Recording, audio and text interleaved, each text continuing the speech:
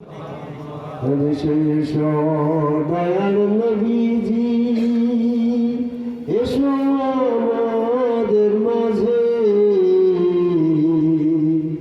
আমরা পাপী সদাই ডাকি উম্মত হয়ে তোমারি। আল্লাহুম্মা সাল্লি আলা সাইয়্যিদিনা মাওলানা মুহাম্মদ ওয়া আলা আলি সাইয়্যিদিনা শাফিউনা মুহাম্মদ। বিসমিল্লাহির রহমানির রহিম। ওয়াসিকা আল্লাযিনা কাফারু ইলা জাহান্নামা যুমারা حتى إذا زوها فتحت أبوابها قال لهم خزنتها ألم يأتكم رسل منكم يتلون عليكم آيات ربكم ينذرونكم لقاء يومكم هذا قالوا بلى ولكن حقت كلمات العذاب على الكافرين. اللهم صل على سيدنا مولانا محمد وعلى آل سيدنا سفينا محمد. আল্লাহ রাব্বুল আলামিন পবিত্র কোরআনে সূরা জুমার ৭১ নম্বর আয়াতে ঘোষণা দিচ্ছেন, ওয়াসিকা আল্লাযিনা কাফারু ইলা জাহান্নামা যুমারা হাত্তা ইযা যাওয়া ফুতিহাত আবওয়াবুহা قال لهم خزنتها ألم يأتكم رسل منكم. কাফের দিকে যখন ধাক্কাতে ধাক্কাতে দুজকের দিকে নেওয়া হবে, দুজকের দ্বার রক্ষীরা তখন তাদেরকে ডেকে ডেকে বলবে, এই কাফেররা তোমরা দাঁড়াও, তোমাদের মধ্যে থেকে তোমাদের কাছে কি রাসূল এসেছিল না? তারা কি আজকে এই ভয়াবহ দিনের কথা তোমাদেরকে স্মরণ করাই দেয় নাই? তারা তখন বলবে, হা হা, আমাদের মধ্য থেকে আমাদের কাছে রাসূল এসেছিল, কিন্তু আমরা মানি নাই। খালিদিনা ফিহা জাহান্নাম, যাও যাও তোমরা ওই জাহান্নামের মধ্যে অবস্থান করো। আল্লাহুম্মা সাল্লি আলা সাইয়্যিদিনা মাওলানা মুহাম্মদ ওয়া আলা আলি সাইয়্যিদিনা শাফিউনা মুহাম্মদ। বিসমিল্লাহির রহমানির রহিম। প্রত্যেকের মৃত্যু হবে, আর মৃত্যুর সময় পৃথিবীর কোনো সম্পদ আপনার কোনো কাজে আসবে না। পৃথিবীর চাকরি করেন, বাড়ি গাড়ি করেন, ধন সম্পদ, আত্মীয় স্বজন, বন্ধু বান্ধব, প্রভাব প্রতিপত্তি আপনার কোনোই কাজে আসবে না। একমাত্র আল্লাহ রাব্বুল আলামিনের ইশকের তাজাল্লিময় ফয়েজ, মোহাব্বতের তাজাল্লি যার অন্তরে আছে, তার জন্য মুক্তির ফয়সালা কোরআনে এসেছে। আমি পবিত্র কোরআন গবেষণা করে দেখেছি, পবিত্র কোরআনের ভিতরে কাফেরদের মৃত্যু যন্ত্রণাদায়ক হবে, কাফেরদেরকে যন্ত্রণাদায়ক মৃত্যুটা ভয়াবহ মৃত্যু দেওয়া হবে। ফেরেশতারা তাদেরকে মুখে হেসড়ে টাইনে হেসড়ে জান কবজ করবে। সেই সময়ের কথা বাবারা একটু স্মরণ করেন। মৃত্যু হবে, কিন্তু কবে হবে, কখন হবে এমন কথা তো নোটিশ দেওয়া হয় নাই, শুধু মৃত্যুর নোটিশটা তোমার এসেছে, কিন্তু টাইম টেবিলটা দেওয়া হয় নাই। এর উদ্দেশ্য হচ্ছে যে কোনো মুহূর্তে যে কোনো সময় তোমার মৃত্যু হয়ে যেতে পারে, আর এই মৃত্যুর জন্য তোমার এই অন্তরের মধ্যে আল্লাহ পাকের স্মরণ, নবীর ইশক, নবীর ইশক, রাসূলের ইশক, কোরআনের ইশক, আল্লাহ পাকের ভয় যার অন্তরে নাই, ওই ব্যক্তির মৃত্যু হবে যন্ত্রণাদায়ক। আর যে ব্যক্তি মুমিন হবে, মুমিন ব্যক্তিদের জন্য আল্লাহ রাব্বুল আলামিন সূরা হাদীদের 19 নম্বর আয়াতে বলছে, মুমিন ব্যক্তিরা যারা আল্লাহ ও রাসূলকে বিশ্বাস করেছে তাদের মৃত্যু হবে শহীদের সম পর্যায়ভুক্ত, তারা যেন শহীদের সঙ্গী ধারণ করবে। সবাই বলি আলহামদুলিল্লাহ। মুমিন ব্যক্তির মৃত্যু হবে শহীদের মৃত্যুর সমতুল্য, শহীদের সঙ্গী হবে। আল্লাহ রাব্বুল আলামিন পবিত্র কোরআনের সূরা বাকারার 154 নম্বর আয়াতে বলছে, যারা আল্লাহর পথে শহীদ হয় তাদেরকে তুমি মৃত্যু বলো না, তারা থাকে জীবিত। সূরা ইমরানের 169 নম্বর আয়াতে বলছে, তারা জীবিত অবস্থায় সেখানে আহার প্রাপ্ত হয়। এই জন্য যারা আল্লাহ বিশ্বাস করে, রাসূল বিশ্বাস করে, সূরা হাদীদের 19 নম্বর আয়াতের রেফারেন্সে আমরা যেটা পাচ্ছি, ওই মুমিন ব্যক্তির মৃত্যু হবে ঘুমন্ত যেমনই অবস্থায় জাগ্রত থাকে একজন জীবিত মানুষ, শহীদের মর্যাদার সাথে তার দাফন করা হবে। সবাই বলি সুবহানাল্লাহ। শহীদের মৃত্যু কি আপনারা চান না? শহীদের মৃত্যু যদি চান তাহলে এই মুহূর্তে দুনিয়াকে বর্জন করে আল্লাহ রেশকে নিজের মনকে সুপে দেন, দুনিয়াকে বর্জন করে নবী রেশকে নিজের মনকে সুপে দেন, দুনিয়াকে বর্জন করে দুনিয়ার সমস্ত জ্ঞান থেকে নিজের মুখ ফিরিয়ে নিয়ে পবিত্র কোরআনের জ্ঞানের ভিতরে আপনি মনোনিবেশ করেন, নিজেকে সুপে দেন কোরআনের জীবন দর্শনের পরে আপনি এরকমভাবে চলে আসুন। যদি সেই শহীদের মৃত্যুর শামিল আপনি হয়ে যেতে পারেন, এই মুহূর্তের থেকে আপনার যখন মৃত্যু আসবে সেই মৃত্যু মুহূর্তটা আপনার হবে আনন্দদায়ক, কাফেরদের মৃত্যু হবে যন্ত্রণাদায়ক, আর মুমিনদের মৃত্যু হবে আরামদায়ক। দুর্গাল্লাহুম্মা সাল্লি আলা সাইয়্যিদিনা মুহাম্মাদ ওয়া আলা আলি সাইয়্যিদিনা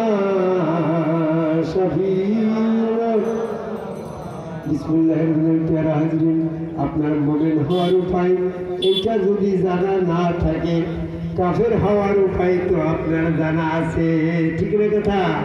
কাফের হওয়ার উপায় যদি আপনারা জানা থাকে, মুমিন হওয়ার উপায় যদি জানা না থাকে, তাহলে এখন আপাতত কাফের হওয়ার উপায় যখন আপনার জানা আছে, তাহলে কাফের থেকে নিজেকে বাঁচিয়ে রাখলেন, তারপরে মুমিনের পথে পা রাখলেন। কি কথা বুঝেন নাই?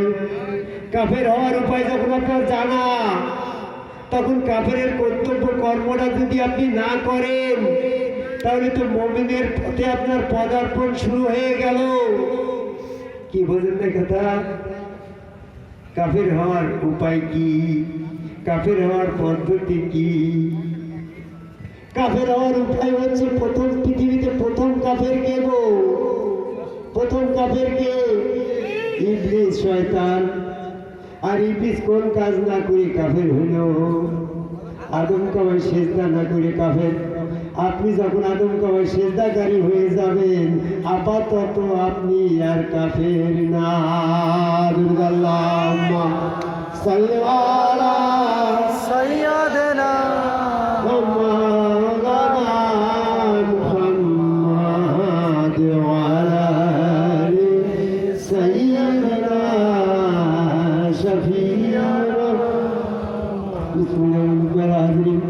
যখন আপনি কাফের থেকে নিজেকে হেফাজত করলেন, তখন আপনার মৃত্যু আর যন্ত্রণাদায়ক হবে না।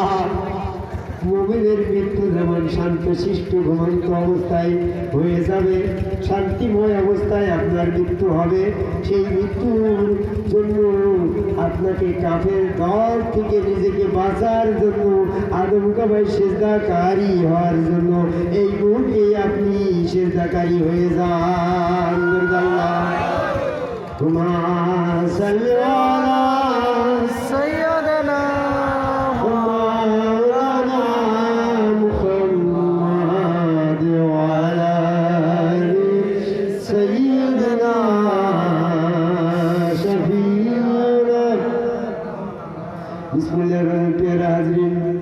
আমরা অনেক ব্যাখ্যা শুনেছি, অনেক ওয়াজ শুনছি, ইউটিউবেতে আমরা অনেক ওয়াজের অংশগ্রহণ দেখছি, কিন্তু আমরা যদি নিজেই ভক্তগুরু আশ্রমের পক্ষ থেকে একটা ওয়াজ আমরা এখানে দিই, তাহলে সেই ওয়াজের মাধ্যমে হয়তো আমরা আমাদের বক্তব্যকে প্রতিষ্ঠিত করে গেলাম। এরকম যারা তাবলীগ করে তারাও একটা বক্তব্য দিয়ে যাচ্ছে, যারা জামাত ইসলাম করে তারাও একটা বক্তব্য দিয়ে যাচ্ছে, যারা মসজিদে 5 ওয়াক্ত জুমা জামাত করছে তারাও একটা বক্তব্য দিয়ে যাচ্ছে, কি যাচ্ছে না? আজকে যদি আমরা তাদের মতো করে পাল্লা পাল্লি দিয়ে আমার দলটাকে সঠিক প্রমাণ করার জন্য আমার মতো করে বক্তব্য দিয়ে গেলাম, সেটা তো আমারটা সঠিক নাও হতে পারে। আমি আজকে আমার মতো করে বক্তব্য দেব না। মৃত্যুর পরে যখন হাসর কায়েম হয়ে যাবে, একদল লোক বেহেশতে যাবে আর একদল লোক জাহান্নামে যাবে। আমি যদি সেই জাহান্নামের বক্তব্যটা আপনার কাছে তুলে ধরি আর জান্নাতে যাওয়ার কথাটা তুলে ধরি, জান্নাতটা আমার নিজস্ব দল না, দোজখটা আমার নিজস্ব না। জান্নাত এবং দোজখের মালিক কে গো? আল্লাহ। সেই আল্লাহর কথা আল্লাহর কোরআনের মধ্যে যেমন কিভাবে বলা হয়েছে, আমরা যদি সেই কথাটার বর্ণনাটা এই 10 মিনিট ব্যবধানে সময়ের মাধ্যমে যদি একবার জেনে নিই, তাহলে সেই কথাটা কোনো দলের কথা না, সেই কথাটা কোনো ব্যক্তিগত নেতার কথা নয়, সেই কথাটা কোনো ব্যক্তিগত পীর সাহেবের কথা না, সেই কথাটা কোনো ব্যক্তিগত আলেম উলামা মাওলানা মুহাদ্দিসের কথা না, সেই কথাটা কার কথা? আল্লাহর কথা। সেই আল্লাহর কথাটাকে আপনারা একটু শুনবেন। যারা যারা শুনবেন তারা এই মুহূর্তে এই মাহফিলে উপস্থিত হয়ে যান। আল্লাহুম্মা সাল্লি আলা সাইয়্যিদিনা মাওলানা মুহাম্মদ ওয়া আলা আলি সাইয়্যিদিনা শাফিঈনা মুহাম্মদ। বিসমিল্লাহির হাজির। সতর্ক অবস্থায় আমি কথা বলতে চাই। সময় আমাদের কম, করোনা মহামারীর ভিতরে আমরা অতি অল্প সময়ে আমাদের বক্তব্য শেষ করব। সেই জন্য তর্কে না গিয়ে সরাসরি আমরা যারা দোজখে চলে যাবে তাদের একটু ওপিনিয়ন নিয়ে তারা কি বলবে। আছে না গো, একটা জায়গায় যখন এরকম কিছু হয় তখন যে দলে সমাবেশ করে সেই দলের কিছু সাংবাদিকরা প্রশ্ন করে, তাদের কিছু ওপিনিয়ন আছে না?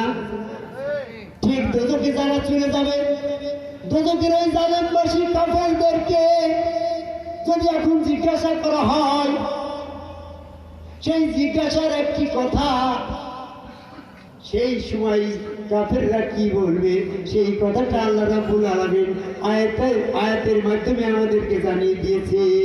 তাই তো কথাটা বর্তমান তখন সে কাফেররা কি বলবে আমি তুমি বৈজ্ঞানিক কেউ বলতে পারবে না কি গো? পৃথিবীর কোনো বৈজ্ঞানিক মৃত্যুর পরের খবর, আলেমি গায়েবের খবর বলতে পারে না। গায়েব জগতের খবর একমাত্র আল্লাহ বলতে পারে। আল্লাহ ছাড়া পৃথিবীতে কোনো ব্যক্তি গায়েব জগতের খবর জানে না। কি জানে গো? গায়েবের খবর কে জানে? একমাত্র আল্লাহ ব্যতীত গায়েব জগৎ, মৃত্যুর পরের জগতের খবর কেউ জানে না। সূরা নম্বরের 65 নম্বর আয়াত খুলে দেখেন। অনেকেই বলছে নবী মুহাম্মদ সাল্লাল্লাহু আলাইহি ওয়াসাল্লাম ওই মৃত্যুর পরের জগতের গায়েব জগতের খবর বলতে পারেন, কিন্তু সূরা নূরের 50 নম্বর আয়াত খুলে দেখেন নবীও গায়েব জানেন না, গায়েব জগতের খবর নবী জানে না। সূরা আরাফের 188 নম্বর আয়াত খুলে দেখেন আল্লাহ নবীকে সতর্ক করে জানিয়ে দিচ্ছে, হে নবী আপনি বলে দিন গায়েব জগতের খবর আপনি জানেন না। তাহলে নবীও গায়েব জানে না। পৃথিবীর কোনো মাওলানা আলেম উলামা বৈজ্ঞানিক দার্শনিক, যুক্তিবাদী, কোনো রাজনীতিবিদ, কোনো আইন, কোনো এরকম কোনো ব্যক্তি, কোনো অলিয়ে কামেল বুজুর্গান, কোনো কামেল ব্যক্তি গায়েব জানে? জানে নাকি? জানে না। গায়েব জগতের খবর জানে একমাত্র আল্লাহ। আল্লাহ রাব্বুল আলামিন তখন ওই কাফেরদেরকে দোজখে যাওয়ার সময় তারা কি বলবে সেই কথাটা কোরআনের মাধ্যমে জানিয়ে দিয়েছে। সূরা ফুরকানের 27 নম্বর আয়াতটা খুলে দেখেন। যারা মোবাইল ইন্টারনেট চালান, মাইকের আওয়াজ যতদূর যায়, সে সমস্ত যুবক ব্যক্তিদেরকে আমরা অনুরোধ করি, এই মুহূর্তে আপনি মোবাইলে চলে যান, আপনার মোবাইলের ভিতরে কোরআনের আয়াত আছে, 25 নম্বর সূরা 27 নম্বর আয়াত, সূরা ফুরকানের 27 নম্বর আয়াতটা একটু খুলে দেখুন। সেদিন জালেমরা হস্তদংশন করে এমন কিভাবে আফসোস করবে, হায় হায় রে, আমি ওই রসুলের সঙ্গ ধারণ করে ওই পথটা গ্রহণ করলাম না কেন। রসুলের সঙ্গ ধারণ যারা যারা না করেছে তারাই কাফের। তারা কি কাফের? আর সেই কাফেররা তখন আফসোস করে নিজের হস্ত দংশন করতে করতে বলবে, হায় হায় হায় হায় রে, আমি ওই রসুলের সঙ্গ ধারণ করলাম না কেন, রসুলের সাথে ওই পথটা গ্রহণ করলাম না কেন। রসুলের সঙ্গ ধারণ কথাটাই প্রমাণ করে রসুল এখন বর্তমান আছে। যদি বর্তমানে রসুল না থাকে তাহলে সঙ্গ ধারণ কথাটা তো অর্থহীন হয়ে যায়। তাহলে যারা তৎকালীন সময়ে রসুলের সঙ্গ ধারণ করে নাই তারা যেমন কাফের হয়েছে, বর্তমান জামানার একজন কাফের সে যখন হস্ত দংশন করে আফসোস করবে, হায় হায় রে, আমি যদি ওই রসুলের সঙ্গ ধারণ করতাম তাহলে তার আফসোসটা কোন জায়গায় গেল গো আরমান। যদি মোহাম্মদকে তিনি রসুল বিশ্বাস করে তাহলে কি তার আফসোস করার আর সুযোগ থাকে নাকি গো? সে তো মুহাম্মদ সাল্লাল্লাহু আলাইহি ওয়াসাল্লামের ওই পিরিয়ডে ওই সময়ে জন্মগ্রহণ করে নাই। মোহাম্মদ সাল্লাল্লাহু আলাইহি ওয়াসাল্লামের পিরিয়ডে জন্মগ্রহণ করলে আবু জেহেলের ওই রকম আফসোস আবু জেহেল করলেও করতে পারে যে আমি ওই রসুলের সঙ্গ ধারণ করলাম না কেন। কিন্তু বর্তমান জামানায় যে সমস্ত জালেম আর ফাসেক কাফেররা আছে তারা যদি বলে আমি আফসোস করছি ওই রসুলের সঙ্গ ধারণ করলাম না কেন, তার রসুল যদি মুহাম্মদ সাল্লাল্লাহু আলাইহি ওয়াসাল্লাম হয় তাহলে তার এই আফসোসের এই কথার সাথে তার এই বুঝ পরস্পর বিরোধ হয়ে গেল না। যদি তার মুহাম্মদ সাল্লাল্লাহু আলাইহি ওয়াসাল্লাম রসুল হয় তাহলে তো তার আফসোস করার সুযোগ নাই, কারণ সে তো ওই সময় জন্মায়নি। তার আফসোসের দরকার কি? হ্যালো, আমার কথা বুঝতে পারছে না? তারা আফসোস করবে এই জন্য যে বর্তমান সম্মুখ গুরুগণ রসুল, এই সম্মুখ গুরুগণ রসুল, এই রসুলের সঙ্গ ধারণ সে করে নাই, তাই সে আফসোস করবে। এখন কাফেরদের প্রমাণ হয়ে গেল বর্তমান যে সমস্ত রসুল আছে তারা সেই রসুলের সঙ্গ ধারণ না করে কাফের হয়ে দোজখে যাচ্ছে। তখন তারা আফসোস করে নিজের হস্ত দংশন করে বলবে, হায় হায় রে, আমি এই বর্তমান রসুলের সঙ্গ ধারণ করলাম না কেন। যদি আমি বর্তমান রসুলের সঙ্গ ধারণ করতাম তাহলে আমি জান্নাতে যেতে পারতাম। এটা কেন বলল সে? কেন বলল? সে তো সামনে দেখলো বর্তমান সম্মুখ গুরু রসুলের সঙ্গ ধারণ করে আরমান হাসতে হাসতে বেহেশতে যাচ্ছে। আর বর্তমান রসুলের সঙ্গ ধারণ না করে আরমানের আর এক বন্ধু সে যখন দোজখে যাচ্ছে তখন তো তার দেখা কথার ভিতরে আফসোসটা বেরিয়ে আসছে নাকি? কথাটা বোঝো নাই তোমরা? খালি না বুঝে গান ঝেঁকিও না, বুঝে নাও। আরমানের দুটো বন্ধু, আরমান এবং তার বন্ধু একসাথে চলাফেরা করেছে নাকি? এখন আরমান রসুলের সঙ্গ ধারণ, তার গুরুকে রসুল বিশ্বাস করে সঙ্গ ধারণ করে জান্নাতে চলে যাচ্ছে। আর ওই জান্নাতে যাওয়া দেখি তো তার আফসোসটা হচ্ছে গো নাকি? যারা আওয়ামী লীগ করছে তারা কম্বল পাচ্ছে, আর যারা বিএনপি করছে তারা কম্বল পাচ্ছে না। তাহলে আওয়ামী লীগের কম্বল পাওয়া দেখি তো সে আফসোস করছে, হায় হায় রে, আমি যদি আওয়ামী লীগ করতাম তাহলে একটা কম্বল তো পাতাম। তো দেখা কথায় আফসোসটা আসছে না। তাহলে আরমানের ওই বন্ধু দেখলো যে আরমান গুরুকে সেজদা করে, গুরুকে রসুল বিশ্বাস করে হাসতে হাসতে জান্নাতে যাচ্ছে। আমি যদি ওইভাবে আরমানের সাথে থেকে ওই রসুল গুরু রসুলের সমাধান করতাম, তাহলে আমার তো আজকে দোজকে জাতি হইতো না। কি আপনারা কথাটা বুঝতে পেরেছেন? যদি বুঝে থাকেন তো একটু হাত তোলেন আর বলেন জয় গুরু। এখন সে দেখি আফসোস করছে কেন? হাসর যখন কায়েম হয়ে যাবে, আমল নামা পেশ করা হবে, যার্রা যার্রা পরিমাণ তোমার আমলের হিসাব নিকাশ দেওয়া হবে।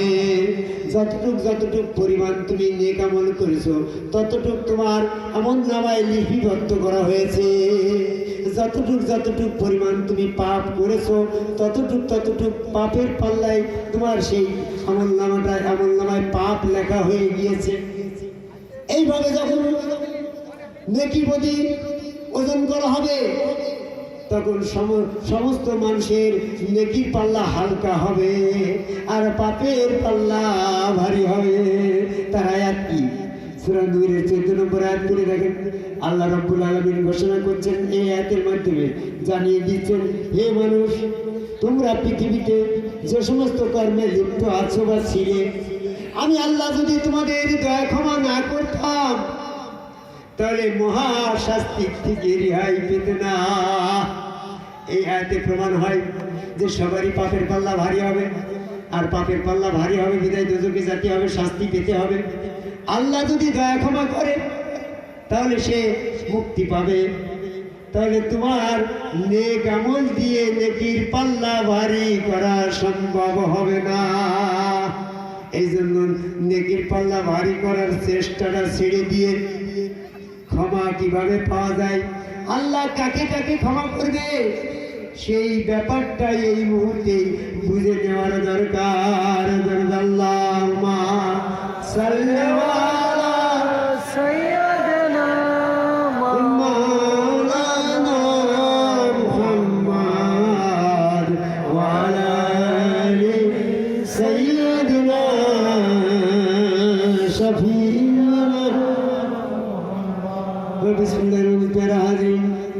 আল্লাহ রাব্বুল আলামিন কাছে যখন এরকম ঘোষণা আসবে, সমস্ত মানুষ বলবে আমাদেরকে ক্ষমা করো, ক্ষমা করো। ইবলিসও সেদিন ক্ষমা চাবে আল্লাহর কাছে। তখন সবাই বলবে আমরা মোমেন ছিলাম, আমাদেরকে ক্ষমা করো। আল্লাহ তখন বলবে যারা যারা মোমেন তাদের আমি পরীক্ষা করে নেব, যারা যারা মোমেন নয় তাদেরকে আমি ক্ষমা করব না। যারা যারা মোমেন ছিল তাদেরকে ক্ষমা করব। কারণ কি, যদি সবাইকে গড়সাট ক্ষমা করে দেওয়া হয় তাহলে ইবলিস তো বলবে আমারও তো ক্ষমার দরকার, আমিও তো এখন তোমার মোমেন হলাম। তাৎক্ষণিক বিশ্বাস এদিন কবুল করা হবে না। সূরা আনামের 158 নম্বর আয়াত খুলে দেখেন। এই আয়াতে বলছি যে তারা শুধু এরকম মনে করে যে আমাদের কাছে ফেরেশতা আসবে, আমাদের কাছে আল্লাহ রাব্বুল আলামিনের পক্ষ থেকে এরকমভাবে নিদর্শন আসবে, আমরা তখন সেই সময় আল্লাহরা মেনে নেব। আগো এখন এত তাড়াতাড়ি বোকার মতন মূর্খের মতন আল্লাহ বিশ্বাস করে এরকমভাবে দুনিয়ার আরামায়ের থেকে বঞ্চিত হবই বা কেন? আল্লাহ যখন আসবে, আল্লাহর ফেরেশতা যখন আসবে তখন আমরা বিশ্বাস করে নেব। এই জন্য আল্লাহ রাব্বুল আলামিন এতে বলছেন সেদিনের সেই তাৎক্ষণিক বিশ্বাস, যখন তোমার কাছে আল্লাহ আসবে কিংবা রবের পক্ষ থেকে কোনো নিদর্শন আসবে তখন তুমি তাৎক্ষণিকভাবে আল্লাহ বিশ্বাস করবা। এই ইবলিসের মতন তোমার ওই তাৎক্ষণিক আল্লাহ বিশ্বাস কবুল করা হবে না। যারা পূর্বের থেকে আল্লাহ বিশ্বাস না করেছে, তাই পূর্বের থেকে বিশ্বাস কারা কারা করেছে তাদের তখন পরীক্ষা করে নিতে হবে। কারণ ওই তাৎক্ষণিকভাবে তো সবাই তখন আল্লাহকে আল্লাহ বলবে, ইবলিসও আল্লাহকে আল্লাহ বলবে। তুমি এরকমভাবে মৃত্যুর সময়, মৃত্যুর পরে যেয়ে আল্লাহ দেখে দেখে আল্লাহ বিশ্বাস করি আল্লাহ আল্লাহ করতেছি বলছো তুমি, আমি মোমেন হয়েই বা গেলাম গিয়েছি মতন আমার ক্ষমা করো এরকমভাবে তুমি বলছো না। তোমার যদি আল্লাহ ওই সময় ক্ষমা করিয়ে দেয় তাহলে ইবলিস বলবে আমি তো এই সময় মুমিন হচ্ছি, কারণ মৃত্যুর পরে তার কেউ কাফের কাফের থাকছে না গো, সে তো দেখে শুনে মুমিন হয়েই যাচ্ছে। তাই ইবলিসও তখন মুমিন হয়ে যাবে, যাবে না? তুমিও যখন মুমিন হয়ে গেছো তাৎক্ষণিকভাবে তোমাকে আল্লাহ যদি ক্ষমা করে, ইবলিস বলবে আমিও তো এখন তোমার আল্লাহ বলে বিশ্বাস করেছি, এখন আমারও ক্ষমা করো করো করো, বলবে না? এই জন্য আল্লাহ রাব্বুল আলামিন তখন পূর্বের থেকে এই দুনিয়াতে যারা মুমিন ছিল তাদেরকেই ক্ষমা করবে, তাদের ব্যতীত আল্লাহ তখন কাউকেই ক্ষমা করবে না। আল্লাহুম্মা সাল্লি আলা মাওলানা মুহাম্মাদ ওয়া আলা আলি সাইয়্যিদিনা শাফিনা। বিসমিল্লাহির রহমানির রহিম। আল্লাহ বলবে তোমরা যদি সবাই মুমিন হও আমি তোমাদের ঈমান পরীক্ষা করে নেব, আর ঈমান পরীক্ষা না করে কাউকে ছাড়বো না। সূরা আনকাবুতের 2 নম্বর আয়াত। আল্লাহ তখন ঈমান পরীক্ষার জন্য পা উন্মোচন করে পায়ে সেজদা দিতে বলবে। সূরা কালামের 42-43 নম্বর আয়াত। তারা সেজদা দিতে পারবে না যারা সেদিন দুনিয়াতে নিরাপদ অবস্থায় ছিল, ওদেরকে ডাকা হয়েছিল ওয়াজুদুলে আদামা, আদমের নিমিত্ত সেজদা করো। ইবলিস তখন করে নাই, আর ইবলিসের অনুসারীরা কিছু কিছু দুনিয়াতে ইবলিসের অনুসরণ করে তারা ওই আদম সেজদা করে নাই, আল্লাহ পাকের পায়ে সেজদা করে নাই, তারা তখন সেজদা করতে পারবে না। সূরা কালামের 42 এবং 43 নম্বর আয়াত করে দেখেন, ইয়াউমি ইয়াকশাফু শাকিন, সেদিন আল্লাহ পাকের পা প্রকাশ করা হবে, ইলা সুজাদান, পায়ের দিকে সেজদা দিতে বলা হবে, তারা সক্ষম হবে না। কারণ দুনিয়াতে যখন তারা নিরাপদ ছিল তখন তাদেরকে আহ্বান করা হয়েছিল ওই সেজদা করার জন্য, তখন তারা করে নাই। ওই পায়ের সেজদা কোন সেজদা? ইলা সুজাদান, ইয়াউমি ইয়াকশাফু শাকিন, শাকিন মানে পা, আর ইলা সুজাদান ওই পায়ের দিকে সেজদা। দুনিয়াতে যখন তাদের পায়ের সেজদার দিকে আহ্বান করা হয়েছিল আল্লাহর পায়ে তোমরা সেজদা করো, তখন তারা করে নাই। এই জন্য তারা সেদিন কাফের প্রমাণ হয়ে যাবে, আর কাফের প্রমাণ হয়ে যাওয়ার পরে তারা তখন হস্ত দংশন করে আফসোস করবে, হায় হায় রে, আমি যদি ওইভাবে রাসূলের সঙ্গ ধারণ করে ওই কাজটা করতাম। ওই কাজটা মানে কোন কাজটা? যে কাজটা করে আরমান ওই সেজদা করে ব্যস্ত যাচ্ছে, আরমানের ওই বন্ধু তখন আফসোস করবো ওই কাজটার কথা। কোন কাজটার কথা গো? যে কাজটা করে আরমান এরকম ভাবে ব্যস্ত চলে যাচ্ছে, আরমানের ওই বন্ধু তখন ওই কাজটা না করার আফসোসটাই করবে। আল্লাহুম্মা সাল্লি আলা মাওলানা মুহাম্মাদ ওয়া আলা আলি সাইয়্যিদিনা শাফিনা। বিসমিল্লাহির রহমানির রহিম। হাজিরিন, আপনাদের বোঝানোর জন্য আমি বলছি, আমি আরবিক সাহিত্যের পরিবেশ করছি। মনে করেন আবু জাহেল ওই সময় ছিল, আবু জাহেল তখন বলবে আল্লাহ তুমি আমার ফাঁকি দিতে পারবো না, পারবা না, আমি তো এরকম ভাবে কম বুঝি না। ও আল্লাহ, তুমি দুনিয়াতে আল্লাহর পা না পাঠিয়ে দিয়ে আল্লাহর পায়ে সেজদার করার কথা বলোনি তো। আল্লাহর পা তো দুনিয়াতে ছিল না, আল্লাহ ছিল নিরাকারে, আল্লাহ ছিল আরশ আজিমে। আল্লাহর পা দুনিয়ায় কবে পাঠাইলে যে আমরা সেজদা করলাম না আল্লাহর পায়ে দুনিয়াতে? আর তাই আজকে বিচারের দিন, হাসরের দিন তোমার পায়ে সেজদা করতে পারছি না বলে আমাদের দোজখে পাঠাচ্ছ। ও আল্লাহ, তুমি আমাকে এরকম ফাঁকি দেওয়ার সুযোগটা পাবা না, আমাকে বুঝিয়ে দাও দিনি আল্লাহর পা দুনিয়ায় কবে পাঠাইলে, কত তারিখে আল্লাহর পাটা ছিল সেই জায়গায় আমাকে ডাইকেলে যে আল্লাহর পায়ে সেজদা করো করো। ও আল্লাহ, আমি আবু জেহেল বলছি, আমার কথাটা শোনো এবং বোঝাও। তুমি তো ন্যায় বিচারো, ন্যায়ের প্রশ্নের উত্তরটা তুমি দিবা না। আবু জেহেল কি এরকম আত্মপক্ষ সমর্থনে সেদিন যুক্তি প্রদর্শন করবে? প্রত্যেকে আত্মপক্ষ সমর্থনে যুক্তি প্রদর্শন করবে। সূরা নহলের 111 নম্বর আয়াত খুলে দেখেন। এই আয়াতের মাধ্যমে রেফারেন্সে দিয়ে আমি অ্যারাবিক সাহিত্যের পরে এমএ পাস করছি, তাই আমার সাহিত্য দিয়ে আপনাকে বোঝানোর চেষ্টা করছি। আমি বুঝি বা নাই বুঝি, আমার সাহিত্য দিয়ে যদি আপনি বুঝে যান উপকারটা কার হবে? আপনার হবে।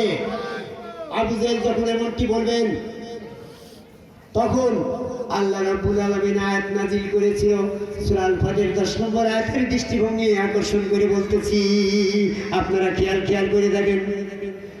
হে মানুষ, তোমরা যখন নবীর কাছে যাবে যখন তখন তুমি রসুলের কাছেই গেলে। তুমি যখন রসুলের কাছে গেলে তখন তো তুমি স্বয়ং আল্লাহর কাছে গেলে, ঠিক না কথা? তো রসুলের কাছে যাওয়া, কার কাছে যাওয়া? আল্লাহর কাছে যাওয়া। রসুলের কাছে যখন বায়াত গ্রহণ করছো তখন কার কাছে বায়াত গ্রহণ করছো? স্বয়ং আল্লাহর কাছেই বায়াত গ্রহণ করছো। ইউবাইয়ুনাকা বাইয়ুনাল্লাহু, যারা তোমার কাছে বায়াত গ্রহণ করে তারা তো আল্লাহর কাছেই বায়াত গ্রহণ করে। ইয়াদুল্লাহি ফাওকা আইদিহিম, আল্লাহ পাকের হাত তাদের হাতের পরে। কাদের হাতের পরে? ওই নবী রাসূলের হাতের পরে আল্লাহর হাত। রাসূলের হাতটা কার হাত হয়ে গেল? আল্লাহর হাত। রাসূলের চেহারাটা কার চেহারা? আল্লাহর চেহারা। রাসূলের পাটা কার পা? আল্লাহর পা। একজনের এক ছেলে হারিয়ে গিয়েছে, সে খুঁজে বেড়াচ্ছে, ছেলে পাচ্ছে না, ছেলে গেল কনে। তো একটা ছেলে রাস্তায় পড়ে আছে, মাথা নেই। হ্যাঁ, কেউ কার ছেলে বুঝতে পারছে না। ওই কান্না করতে ওই মা এসে খুঁজে দেখছে হাতে দেখছে বড় একটা কাটা দাগ ছিল। ওই কাটা দাগ দেখেও চিনে ফেললে এইটা আমার ছেলের হাত। হাওমাও করে কান্নাকাটি করে বলছে এইটা আমার ছেলের হাত। তখন ওই ছেলের হাত যদি ছেলের হাত হয়, মাথাটা কার মাথা হবে? ওই ছেলের মাথা হবে। পাটা কার পা হবে?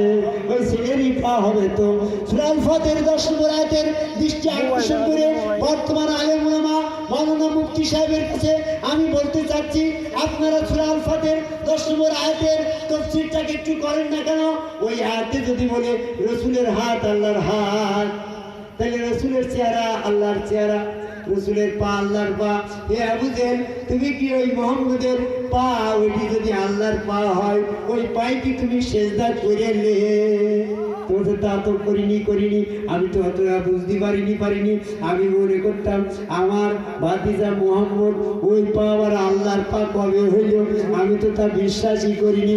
আবু বকর বলছে, ও আবু জেহেল, তুমিও যে সময়ের যে জ্ঞানী ছিলে, যে ধনী ছিলে, আবু বকর তো তাই ছিলাম।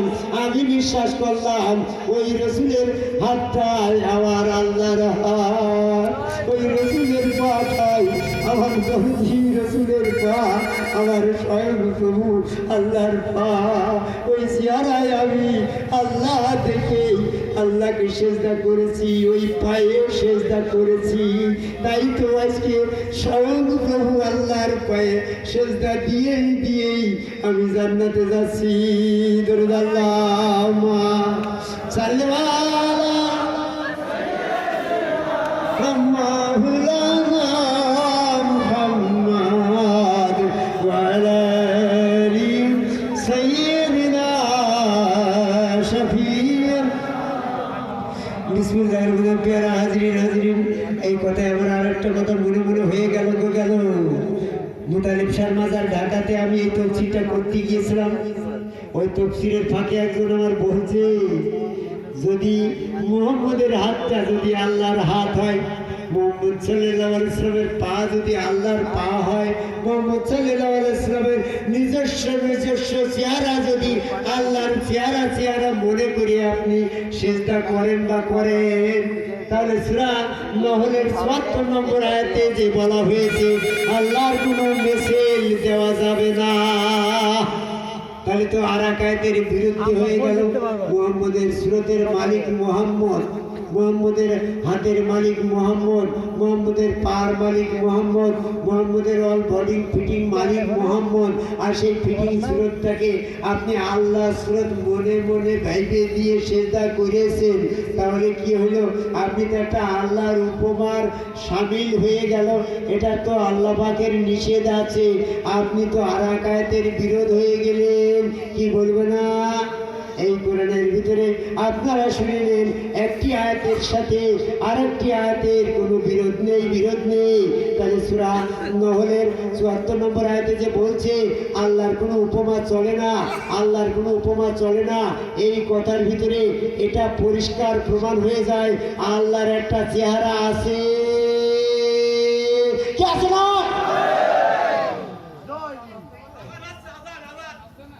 মাইকটা বন্ধ করে দাও। মাইক বন্ধ করো, আদানের জন্য বিরতি। যাই